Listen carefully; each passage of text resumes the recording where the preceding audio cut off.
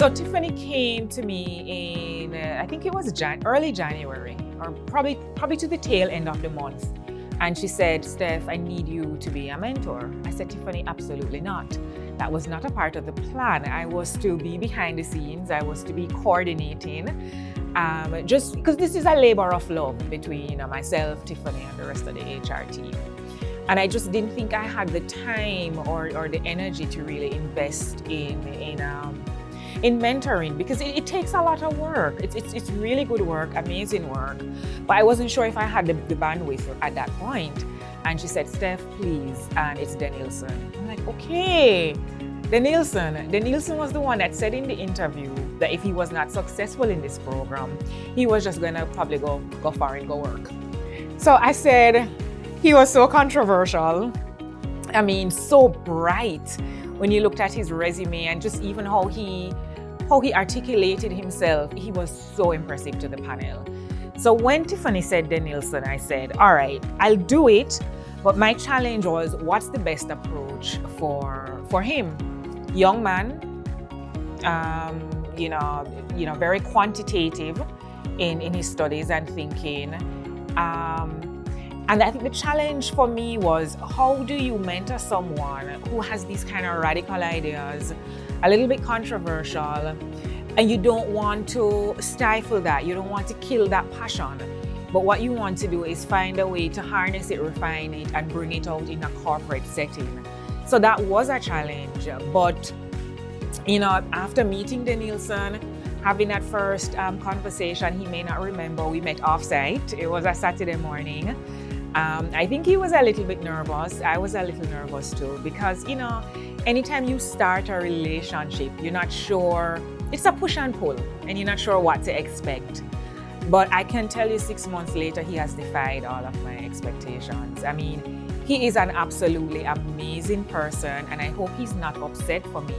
I mean, at me sharing this, but just his personal story and the fact that he's been able to open up to me about his background, some of the things that he's been through, challenges as well as successes.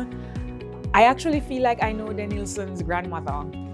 I know his cousin. I know the school that his cousin went to. I know what his grandma does. I know about his parents. So I'm not sure if it's a mentorship relationship or if it's more like Auntie Steffi. God, I can't believe I said that.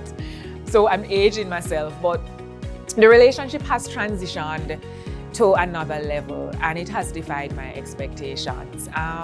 For the next 6 months, I really want to be able to carve out some more time with Denilson, and I want us to start looking at more aspects of life in the corporate world. I know he's getting ready for another rotation. He did amazingly well, in analytics and stretched himself. And my thing is, how can I push Denilson even further? How can I expose him to other aspects of the corporate world, Cornerstone, really include him in maybe some retreats, having a chat even with the CEO. How can I leverage my position as an executive in the company to get Denilson on a particular path? So that's pretty much my focus for the next 6 months. Good morning, I'm Denilson Canigan. I'm one of the successful applicants for the Analyst, Cornerstone Analyst program. I'm currently in the Data and Decisions department. I'll be moving to the Alternative and Structured Finance department next. Coming into the program, my thoughts on the mentorship aspect of the program was that I was going to be paired with someone who was going to drill technical skills in me so as to improve upon my quantitative abilities and thinking. However, meeting Stephanie and building the relationship we have thus far, it's, as she said, it has surpassed something of a mentorship-mentee relationship. She's become more of a friend, a confidant, someone who I can rely on. I think Stephanie's goal is more related to the soft skills. She believes that though technical skills are important, soft skills, especially when you want to climb the corporate ladder, is just as much, maybe even more important than technical skills. And I think that she wants to instill as much soft skills in me as possible. My view of Stephanie's opinion of me is that I'm a rough gen that she wants to put pressure on and mold to put me in the position that's most conducive to achieving my full potential and climbing the corporate ladder. So that's what it's been like with Stephanie. Me and Stephanie share more than just, we just talk more than just work-related stuff. We talk about ourselves outside of the workspace, our preferences or dislikes. So we've gotten to know each other on a level. And that, I think that has created a certain level of atmosphere of calm and freedom to be ourselves and to interact with each other without any reservation. And I think that not only speaks for Stephanie, but the Barita as a whole, thus allowing for the growth and improvement of all of its employees. And I think that program, this program, and with the atmosphere it brings, has allowed me to really and truly improve upon myself and to be better than who I am 6 months ago. Even speaking in public and doing interviews was always a weakness of mine. And I stated that specifically from the get-go. And look at me now, I can talk fluently and clearly in interviews and in public settings with a little nerves, but much better than who I was previously. Right? Some of the things I've learned since Stephanie has been my mentor include relationships are important.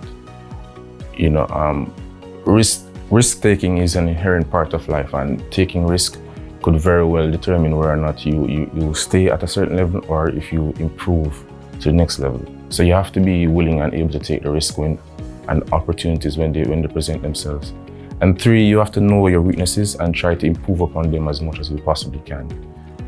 Just because you're strong in some areas doesn't mean you should only focus on those areas. You should also focus on your weaknesses to be as well-rounded and multifaceted in your skill set as much as you possibly can. But I think that Stephanie has focused on my weaknesses throughout our mentorship, our time together, and tried to get me to improve upon those areas, especially my public speaking skills and presentation skills. I tend to get nervous when I'm speaking in public or when giving presentations. So she has tried to coach me on the things that I need to do, and things that I need to say, or how I need to present myself, and so on and so forth. All right, so my expectations of the program for the next 6 months, they're high. I've set the bar pretty high, I'm going to be honest. I've challenged the team to even top the experience of the analysts over the first 6 months, and top it not just in terms of the quality of work, but the quality of mentorship, the quality of the experiences that the team receives.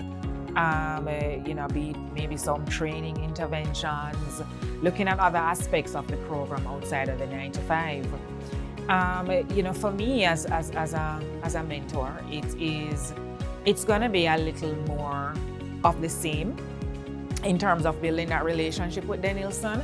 But as I had mentioned before, it also is going to, how can I leverage my experience as a part of Cornerstone's executive team to get him included in some retreats or some meetings, even as a silent observer, just for him to sort of get a feel of what it's like at that executive level.